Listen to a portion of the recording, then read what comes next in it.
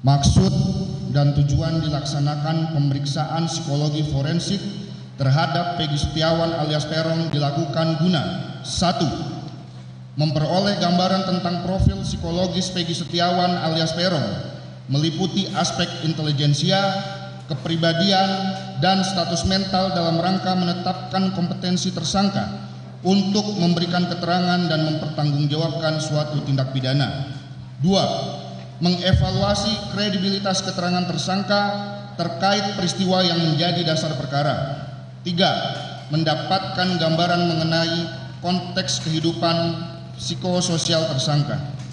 Hasil pemeriksaan tersebut akan digunakan untuk kepentingan penegakan hukum yang dilakukan dalam kasus tindak pidana yang dimaksud. Dari hasil pemeriksaan psikologi forensik memiliki kekuatan pembuktian dalam suatu perkara tindak pidana, baik dalam tahap penyidikan maupun pemeriksaan di pengadilan. Terhadap pemeriksaan Peggy Setiawan alias Peron diperoleh gambaran status mental Peggy Setiawan diantaranya sebagai berikut: 1. Kesadaran normal. 2. Penampilan: Peggy Setiawan terlihat lusuh, kurang merawat diri, dan tampak lelah. Proporsi tubuh kurus dan di bagian lengan sebelah kanan terdapat tato berbentuk bintang disertai bekas luka berupa jaringan parut atau keloid di pinggir tatonya. 3. Aktivitas psikomotor: selama pemeriksaan, Peggy kerap memegang dan menggaruk tangan serta menggaruk kepala setiap merespon pertanyaan. Kontak mata kurang terjaga atau cenderung menghindari kontak mata dan terlihat gelisah. 4. Bicara: dalam komunikasi, Peggy memerlukan waktu untuk merespon pertanyaan yang disampaikan pemeriksa. Ia juga sering menjawab tidak tahu, terlihat kebingungan, serta menyampaikan informasi dengan kalimat singkat dan terbata-bata.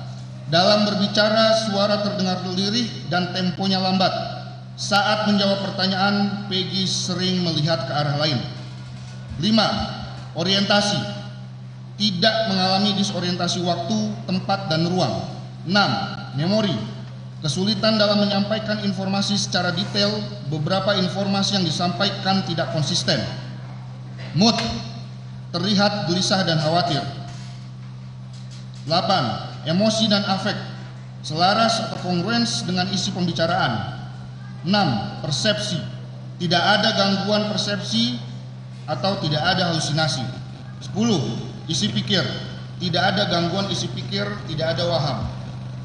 11. Fungsi intelektual: secara umum mampu memahami pertanyaan yang diajukan dan memberikan jawaban yang sesuai pertanyaan. Meskipun demikian, ia tampak membutuhkan waktu untuk memahami pertanyaan yang diberikan, bahkan seringkali meminta pengulangan instruksi, pertanyaan, serta arahan, dan terkesan kurang spontan dalam menjawab.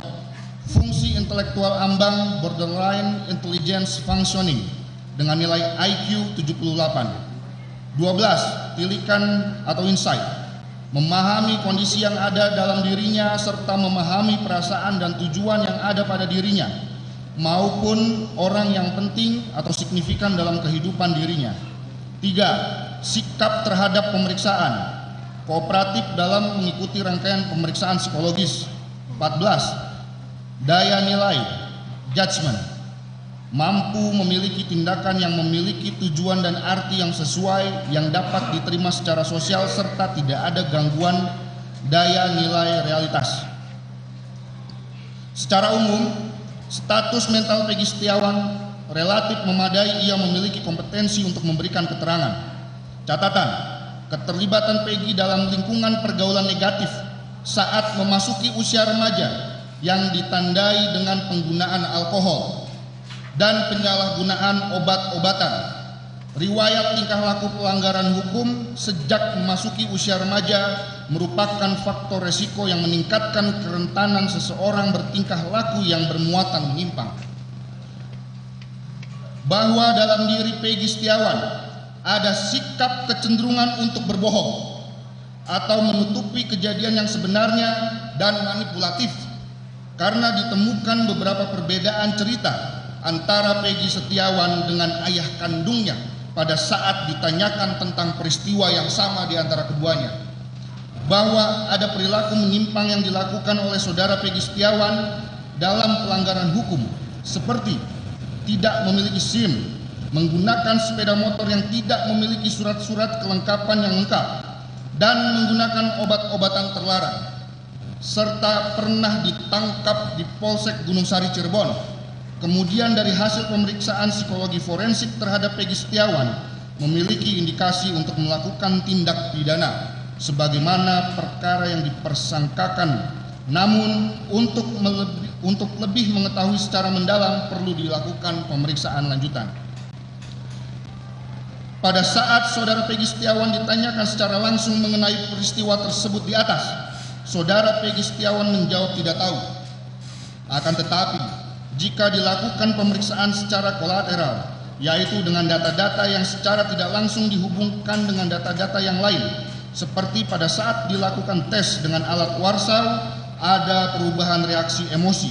Di saat kami memperlihatkan secara tiba-tiba dan cepat foto korban Eki ataupun Vina, ada sempat terjadi perubahan emosi pada saat melihat foto tersebut, sehingga tergambar adanya indikasi bahwa saudara Peggy Setiawan mengetahui peristiwa tersebut di atas.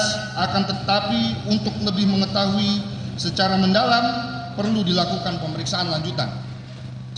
Bahwa temannya yang bernama Sudirman pada pemeriksaan pertama, saudara Peggy Setiawan tidak mengenalnya.